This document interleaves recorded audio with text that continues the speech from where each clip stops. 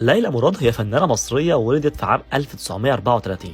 بدأت مشوارها الفني كمغنية وبعد كده دخلت مجال التمثيل بجانب الغناء. ليلى مراد أصلا اسمها الحقيقي كان ليليان، وكانت من أصل عائلة يهودية، ولكنها أعلنت إسلامها سنة 1946، وبعدها غيرت اسمها من ليليان إلى ليلى، وتوفت سنة 95 على سريرها وفاة طبيعية جدا. وبعد وفاة الفنانة ليلى مراد ورث ابنها الفنان المشهور زكي عبد الوهاب شقتها.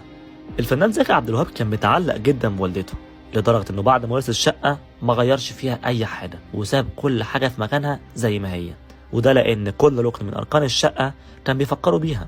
وكمان خد على نفسه وعد انه عمره ما هيفرط في الشقة دي لاي حد، وده لان الشقة دي بمثابة كنز فعلا بالنسبة لناس معينة.